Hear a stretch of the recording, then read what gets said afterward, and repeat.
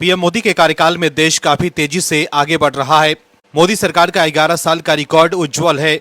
लोग खुश हैं, राजनीतिक स्थिरता है, कुल मिलाकर देश ठीक चल रहा है। लेकिन राहुल गांधी को सिर्फ विरोध करने से मतलब है, लेकिन विरोध के चक्कर में वो खुद ही घिरते जा रहे हैं। राहुल गांधी सिर्फ आरोप ही लगा रहे हैं, लेकिन वो ये नहीं बता रहे हैं कि देश को वो कैसे आगे ले जा पाएंगे। ना तो कांग्रेस और ना ही राहुल गांधी के पास कोई तय दिशा है, तय नक्शा या ठोस कार्यक्रम है जिसके आधार पर वे दावा कर सके कि देश बेहतर तरक्की कर सकता है। ना ही उनके पास मोदी सरकार के खिलाफ एक भी सबूत है कि मौजूदा सरकार देश चलाने में सक्षम नहीं है। लेकिन अब अपने वोट चोरी के आरोप पर भी राहुल गांधी सवालों के घेरे में है कि वो सबूत क्यों नहीं दे रहे हैं और कोर्ट क्यों नहीं जा रहे हैं। वहीं अमेरिका के राष्ट्रपति डोनाल्ड ट्रंप द्वारा H-1B वीजा शुल्क बढ़ाए जाने को लेकर राहुल गांधी ने पीएम मोदी को कमजोर प्रधानमंत्री कहा था। लेकिन अब विदेश से जो खबर आई है उसके बाद साफ हो गया है कि पीएम मोदी कमजोर नहीं है और पीएम मोदी का डंका पूरी दुनिया में बज रहा है। ट्रंप प्रशासन की H-1 वीजा को लेकर जारी सख्ती का फायदा दूसरे देश उठाने की कोशिश कर रहे हैं। अब यूरोप की सबसे मजबूत अर्थव्यवस्था माने जाने वाले जर्मनी ने भारत के टैलेंट को लुभाना शुरू कर दिया है। भारत में जर्मनी के राजदूत डॉक्टर फिलिप एकरमैन ने स्किल्ड भारतीय वर्कर को खुला निमंत्रण दिया है और जर्मनी को अमेरिका के एक स्थिर और लाभदायक विकल्प के रूप में पेश किया है। सोशल मीडिया प्लेटफॉर्म एक्स पर एक वीडियो पोस्ट करते हुए उन्होंने लिखा है कि सभी हाई स्किल्ड भारतीयों से मेरी अपील है कि जर्मनी स्थिर प्रवास नीतियों और IT प्रबंधन, विज्ञान और टेक्नोलॉजी के क्षेत्र में भारतीयों के लिए बेहतरीन रोजगार के अवसर के साथ विशिष्ट स्थान रखता है। दर्शकों, ट्रंप द्वारा H-1B वीजा शुल्क बढ़ाए जाने के बाद राहुल गांधी पीएम मोदी पर निशाना साध रहे थे। विपक्ष के लोग ये कह रहे थे कि अब पीएम मोदी ने भारतीयों को विदेशों में भी बेरोजगार करवा दिया है। लेकिन अब जर्मनी के इस ऑफर के बाद साफ हो गया है कि किस तरह से पीएम मोदी की लीडरशिप में भारतीयों की मांग दुनिया में बढ़ी है। दर्शकों, विदेश से आई इस खबर के बाद विपक्ष के लोग एक्सपोज हो गए हैं। जो लोग पीएम मोदी को कमजोर कह रहे थे, अब वो बोलने लायक भी नहीं रह गए हैं। वही कोर्ट से एक ऐसी खबर आई है जिसके बाद दूध का दूध और पानी का पानी हो गया है। दर्शकों, राहुल गांधी तो पीएम मोदी को कमजोर प्रधानमंत्री कह रहे थे, लेकिन आप दर्शक मानते हैं कि पीएम मोदी अब तक के सबसे ताकतवर प्रधानमंत्री हैं, तो कमेंट में यस और पीएम मोदी जरूर लिखिए ताकि विपक्ष को साफ संदेश जाए कि देश के लोग पीएम मोदी के साथ है। वह इस खबर में आगे आपको बताएंगे कि कोर्ट से क्या खबर आई है जिसके बाद दूध का दूध और पानी का पानी हो गया है। विपक्ष के लोग जो चुनाव आयोग और ईवीएम पर सवाल उठा रहे थे, उन्हें बड़ा झटका लगा है। इसके अलावा ये भी बताएंगे आपको कि कैसे राहुल गांधी बैकफुट पर आ गए हैं। इसके अलावा दूसरे खबरों के बारे में भी बताएंगे, तो बने रहिए हमारे साथ अंत तक और देखिए हमारी ये खास रिपोर्ट। साथ ही आप दर्शकों से विनम्र निवेदन है कि अगर अब तक आपने चैनल को सब्सक्राइब नहीं किया है तो अभी कर लीजिए।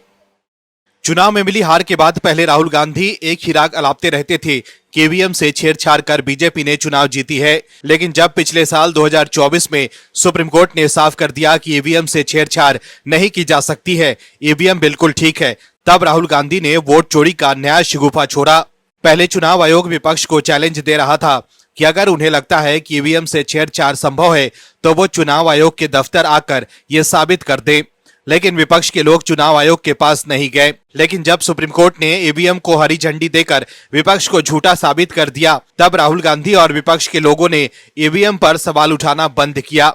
जिसके बाद राहुल गांधी ने सोचा कि अब कोई नया आरोप लगाना होगा, जिसके बाद अब वो वोट चोरी का आरोप ढूंढ कर लाए हैं। लेकिन अब भी चुनाव आयोग वही चैलेंज दे रहा है कि प्रेस कॉन्फ्रेंस कर सिर्फ आरोप लगाने की बजाय सबूत के साथ हलफनामा दीजिए। लेकिन राहुल गांधी पीछे हट जा रहे हैं। हलफनामा और कोर्ट जाने के नाम पर राहुल गांधी ने यू टर्न ले लिया है। वही जब उनसे प्रेस कॉन्फ्रेंस में पत्रकारों ने पूछा कि कोर्ट क्यों नहीं जा रहे हैं, तो वो इसको लेकर गोलमोल बातें बनाने लगे और कोर्ट भी नहीं जा रहे हैं। वही वोट चोरी पर भी सुप्रीम कोर्ट से फैसला आने के बाद राहुल गांधी इस पर बयान देना बंद कर देंगे। जैसे उन्होंने राफेल पर चौकीदार चोर है बोलना छोड़ दिया, जैसे चीन ने भारत की जमीन हड़प ली है वाले आरोप पर उन्होंने बोलना बंद कर दिया, जैसे वो ईवीएम पर बोलना बंद कर चुके हैं, जैसे वो अडानी मामले पर हिंडनबर्ग रिपोर्ट को लेकर अब कुछ नहीं बोल पा रहे हैं। लेकिन लोग पीएम मोदी का साथ क्यों दे रहे हैं वो जान लीजिए। दर्शकों, पीएम मोदी लगातार देश हित में फैसले ले रहे हैं। जीएसटी पर पीएम मोदी के फैसले से देश में खुशी की लहर है।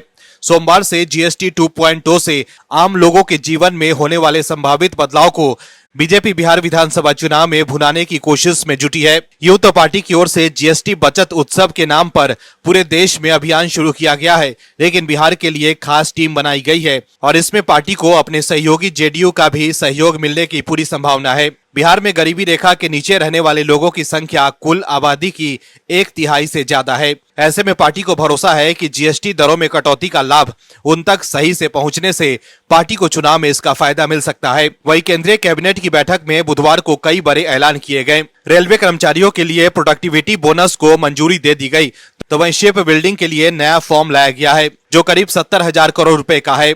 केंद्रीय मंत्री अश्विनी वैष्णव ने कैबिनेट बैठक में हुए फैसले के बारे में जानकारी दी। दिवाली से पहले ही रेलवे कर्मचारियों को बड़ा तोहफा देते हुए कैबिनेट ने प्रोडक्टिविटी बेस्ड बोनस की मंजूरी दे दी है। अश्विनी वैष्णव ने बताया है कि 10.90 लाख कर्मचारियों के लिए बोनस दिया जा रहा है। कैबिनेट ने रेलवे कर्मचारियों को 78 दिनों के प्रोडक्टिविटी से जुड़े बोनस के रूप में 1865.68 करोड़ रुपए के भुगतान को मंजूरी दी है। दर्शकों, बीजेपी की जीत जनहित से जुड़े इन फैसलों की वजह से होती है, लेकिन राहुल गांधी वोट चोरी का राग अलापने लगते हैं। वहीं राहुल गांधी ने एक बार फिर दोहराया है कि देश में जातिगत जनगणना होगी और वो आरक्षण में 50% की दीवार को तोड़ेंगे। वो पटना में बुधवार को अति पिछड़ा न्याय संकल्प को संबोधित कर रहे थे। वहीं राहुल गांधी ने एक्स पर लिखा है कि बिहार में बहुजनों को उनका पूरा हक और अधिकार दिलाने के लिए आज हमने ऐतिहासिक अति पिछड़ा न्याय संकल्प पत्र जारी किया है। इसमें 10 ठोस संकल्प हैं। आरक्षण की 50% सीमा बढ़ाने के अलावा पंचायत नगर निकाय में आरक्षण 20% से बढ़ाकर 30 करने, सभी प्राइवेट कॉलेज यूनिवर्सिटी में आरक्षण लागू करने, 25 करोड़ तक के सरकारी ठेकों में 50% आरक्षण SC ST OBC EBC को करने के अलावा कुछ और दावा किया। दर्शकों, चुनाव आते ही एक बार फिर राहुल गांधी को गरीब और पिछड़ों की याद आने लगी है, जबकि इस देश में 60 सालों से ज्यादा वक्त तक कांग्रेस की ही सरकार रही है। ऐसे में देश में इन समस्याओं के लिए सबसे ज्यादा जिम्मेदार कांग्रेस ही है। वहीं बीजेपी ने कांग्रेस पर बड़ा हमला बोला है। बीजेपी नेता अमित मालवीय ने एक्स पर लिखा है कि बिहार में कांग्रेस की CWC की बैठक महागठबंधन के लिए कई संदेश लेकर आई है। सबसे पहले इस बैठक में वही कांग्रेसी नेता जुटे हैं जिन्होंने लगातार बिहार और बिहार वासियों का अपमान किया है और अभद्र टिप्पणियां की है। आजादी के बाद बिहार में पहली बार हो रही कांग्रेस की CWC बैठक दरअसल तेजस्वी यादव के मुख्यमंत्री बनने के ख्वाब की ताबूत में आखिरी कील है। कांग्रेस और महागठबंधन के सहयोगी दलों में ऐसी आम सहमति दिख रही है कि तेजस्वी को कभी भी CM फेस घोषित नहीं किया जाएगा। राहुल गांधी का बार बार बिहार आना और पूरी कांग्रेस की सक्रियता इस बात का साफ संकेत है कि कांग्रेस राजद पर निर्भर नहीं रहना चाहती। वो बिहार में खुद को राजद के समानांतर शक्ति के रूप में स्थापित करने के लिए पूरी ताकत झोंक रही है। कांग्रेस की ये चाल बिल्कुल वैसे ही है जैसे दिल्ली चुनाव के बाद उसने आम आदमी पार्टी से दूरी बना ली थी।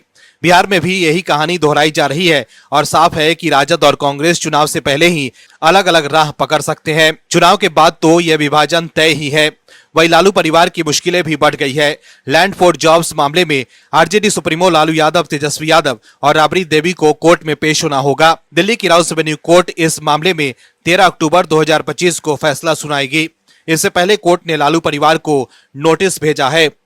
दर्शकों, पटना में कांग्रेस कार्य समिति की बैठक के दौरान राहुल गांधी ने बिहार के हालात को लेकर कई आरोप लगाए हैं।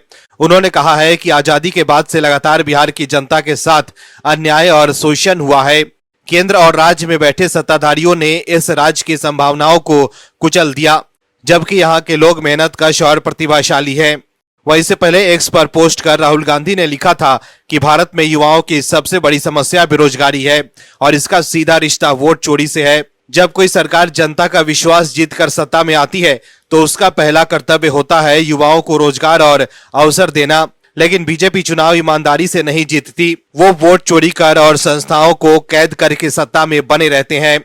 मतलब राहुल गांधी क्या कहना चाहते हैं कि 2014 में कांग्रेस ने बीजेपी के लिए वोट चोरी करवाई थी, क्योंकि 2014 में जब पहली बार बीजेपी की पूर्ण बहुमत की सरकार बनी थी तब केंद्र में कांग्रेस की ही सरकार थी। ऐसे में क्या राहुल गांधी अपनी सरकार पर ही सवाल उठा रहे हैं? वहीं जब 2024 में बीजेपी की केंद्र में सरकार थी तब बीजेपी 240 सीटों तक ही सिमट कर रह गई। वहीं चुनाव आयोग ने अब अपनी डिजिटल सेवाओं को और भी सुरक्षित करने की दिशा में एक बड़ा कदम उठाया है।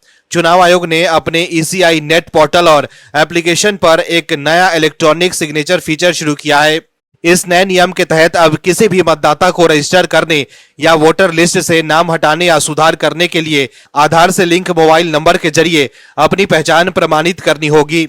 चुनाव आयोग के सूत्रों के अनुसार ई साइन फीचर अगस्त के पहले सप्ताह से शुरू किया गया था। पहले कोई भी व्यक्ति फॉर्म 6 मतदाता सूची में नाम शामिल करने के लिए या फॉर्म 7 नाम हटाने के लिए का उपयोग करके एक साधारण फोन नंबर को अपने मौजूदा electoral photo identity card number से जोड़कर आवेदन कर सकता था। लेकिन अब जरूरी जानकारी दर्ज करने के बाद मतदाताओं को central for development of advance computing द्वारा होस्ट किए गए एक बाहरी ई साइट पोर्टल पर रिडायरेक्ट किया जाएगा।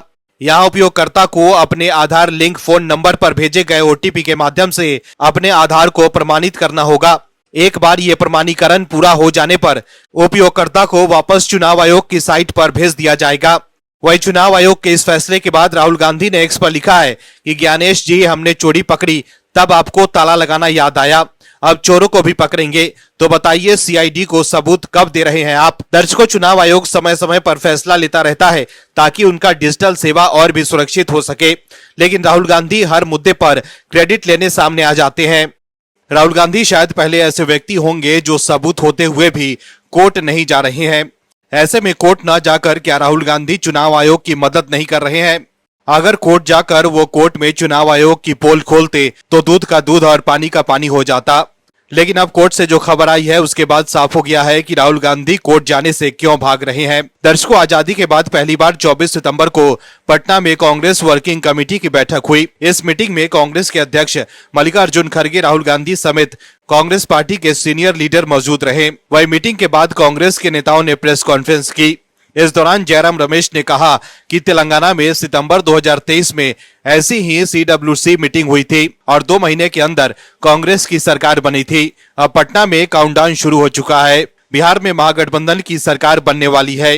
जयराम रमेश ने कहा कि राहुल गांधी के नेतृत्व में वोट चोरी के खिलाफ अभियान चला, वो अभियान जारी रहेगा। आगे 1 महीने में Rahul Gandhi mini hydrogen bomb, uranium bomb सहित अलग अलग बम फोड़ने वाले हैं। लेकिन दर्शकों, असल बम तो कोर्ट में फूट गया है, जिसके बाद विपक्ष की बोलती बंद हो गई है। दर्शकों, कोर्ट से ऐसी खबर आई है जिसके बाद राहुल गांधी के दावों की हवा निकल गई है। दरअसल दिल्ली हाई कोर्ट ने चुनाव आयोग में इलेक्ट्रॉनिक वोटिंग मशीन यानी ईवीएम के इस्तेमाल पर रोक लगाने की मांग वाली याचिका पर सुनवाई करने से इनकार कर दिया है। कोर्ट ने याचिकाकर्ता को सलाह दी है कि इन सब कामों में न पड़े और कुछ अच्छा काम करें। दर्शकों, चुनाव में हार के बाद विपक्ष के लोग हमेशा ईवीएम पर सवाल उठाते रहते हैं, लेकिन दिल्ली हाई कोर्ट ने चुनाव में ईवीएम के इस्तेमाल को चुनौती देने वाली याचिका को खारिज कर दिया है। चीफ जस्टिस डीके उपाध्याय की अध्यक्षता वाली बेंच ने कहा कि इस मामले पर सुप्रीम कोर्ट अपना अंतरिम फैसला सुना चुका है। सुप्रीम कोर्ट ऐसी याचिका खारिज कर चुका है और दिल्ली हाई कोर्ट भी पहले उस याचिका को खारिज कर चुकी है। ये याचिका उपेंद्र नाथ दलाई ने दायर की थी। याचिका में चुनाव के दौरान ईवीएम के इस्तेमाल को चुनौती दी गई थी। याचिका में सभी चुनाव बैलेट पेपर से कराने की मांग की गई थी। सुनवाई के दौरान केंद्र सरकार की ओर से पेश एसजी चेतन शर्मा ने कहा कि अभी बहुत ज्यादा दिन नहीं हुए। इसके साथ ही हाई कोर्ट ने याचिकाकर्ता को इस बात के लिए फटकार लगाई थी कि वो बेबुनियाद आरोप लगा रहे हैं। कोर्ट ने कहा था कि इस कोर्ट का समय बर्बाद करने की इजाजत नहीं दी जा सकती। इस मसले पर सुप्रीम कोर्ट विराम लगा चुका है। तब कोर्ट ने याचिकाकर्ता से कहा कि आपको कोर्ट के आदेशों को पढ़कर आना चाहिए था, इस तरह बिना पढ़े नहीं आना चाहिए था। कोर्ट की इतनी नसीहत के बावजूद याचिकाकर्ता अपनी मांग पर कायम रहे। उसके बाद कोर्ट ने याचिका खारिज करने का आदेश दिया। दर्शकों, आपको बता दें कि 26 नवंबर 2024 को सुप्रीम कोर्ट ने ईवीएम की बजाय बैलेट पेपर से मतदान कराने की मांग वाली याचिका खारिज कर दी थी। जस्टिस विक्रम नाथ ने कहा कि जब चंद्रबाबू नायडू और जगन मोहन रेड्डी जैसे नेता चुनाव हार जाते हैं तो वो कहते हैं कि ईवीएम के साथ छेड़छाड़ हुई है, लेकिन जब वो ही इसके जरिए चुनाव जीत जाते हैं तब कुछ नहीं बोलते हैं, तब ईवीएम में कोई खामी नजर नहीं आती है। वहीं दूसरी तरफ चुनाव आयोग ने ईवीएम से जुड़ा एक बड़ा फैसला लिया है। इसके तहत अब ईवीएम पर उम्मीदवारों की रंगीन तस्वीरें छपी होगी। इसकी शुरुआत बिहार विधानसभा चुनाव से होगी। अभी तक ईवीएम पर उम्मीदवारों की सिर्फ ब्लैक एंड व्हाइट तस्वीर होती थी, जिन्हें पहचानना कई बार मुश्किल हो जाता था। चुनाव आयोग ने ईवीएम मत पत्रों को और स्पष्ट और पढ़ने में आसान बनाने के लिए कुछ बदलाव किए हैं, जिसके तहत उम्मीदवारों की तस्वीर अब रंगीन होगी और चेहरा तस्वीर के 75% हिस्से में दिखाई देगा। तो देखा आपने कैसे ईवीएम पर सवाल उठाने वालों को कोर्ट से झटका लगा है। वहीं दूसरी तरफ महाराष्ट्र विधानसभा चुनाव को लेकर भी राहुल गांधी वोट चोरी का आरोप लगा रहे हैं। लेकिन महाराष्ट्र चुनाव में गड़बड़ी का आरोप लगाकर कुछ लोग बॉम्बे हाईकोर्ट और सुप्रीम कोर्ट गए थे, लेकिन दोनों जगह उन्हें झटका ही लगा और अब ईवीएम पर रोक लगाने वाली याचिका को खारिज कर कोर्ट ने विपक्ष को बड़ा झटका दिया है। लेकिन फिर भी राहुल गांधी वही राग अलाप रहे हैं। कांग्रेस के नेता जयराम रमेश कह रहे हैं कि राहुल गांधी आने वाले समय में मिनी हाइड्रोजन बम और यूरेनियम बम सहित अलग अलग बम फोड़ने वाले हैं। लेकिन यहाँ तो कोर्ट ही बम फोड़ रहा है, जिसकी चपेट में आकर विपक्ष एक्सपोज होता जा रहा है। Bureau report OMH news. आप दर्शकों से विनम्र निवेदन है कि चैनल को सब्सक्राइब जरूर करें